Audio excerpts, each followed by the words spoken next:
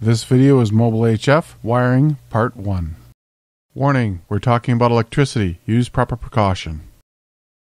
It will become apparent that wiring amateur radio equipment in late model vehicles is becoming more difficult and exacting. With that thought in mind, here are the salient points to remember. Never use any existing wiring to power any amateur radio gear. The chassis of the vehicle should never be used as a ground return. The wire should be connected directly to the battery or jump point, as the case may be. Wiring should be done in a way to avoid circumventing any battery monitoring system. Direct connection to an output of a voltage stabilizing system should be done only with the advice of a vehicle dealer's personnel. The wiring should be sized large enough to limit voltage drop to less than 0.5 volts while under full load. Wire must be properly fused to protect it from shorts. Avoid using circuit breakers no matter what rating. The wiring needs to be protected from abrasions, excessive heat, and automobile chemicals. The wiring should be routed in a neat and tidy manner to avoid interaction with passengers and mechanical devices. The wiring insulation temperature rating should be at least 90 C, 195 degrees Fahrenheit, in the passenger compartment, and at least 105 C, 220 Fahrenheit, in the engine compartment. Termination lugs should be properly crimped and or soldered. Regular inspection and or scheduled maintenance of wiring is an important undertaking.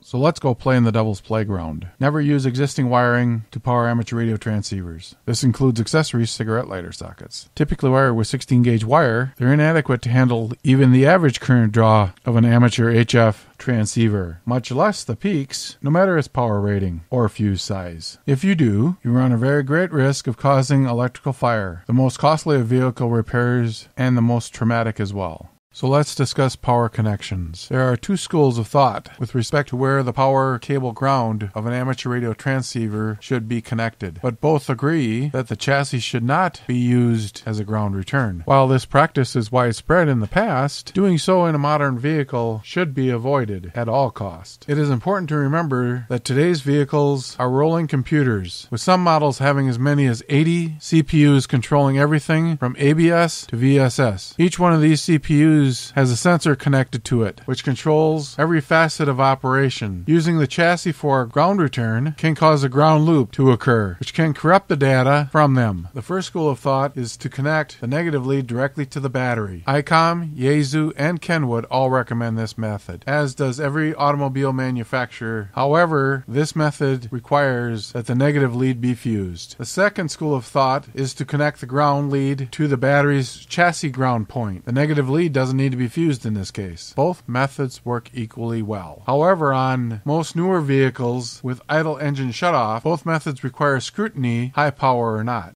And if all else fails, talk to a mobile electronics certified professional or an ASE certified mechanic about your ham radio installation.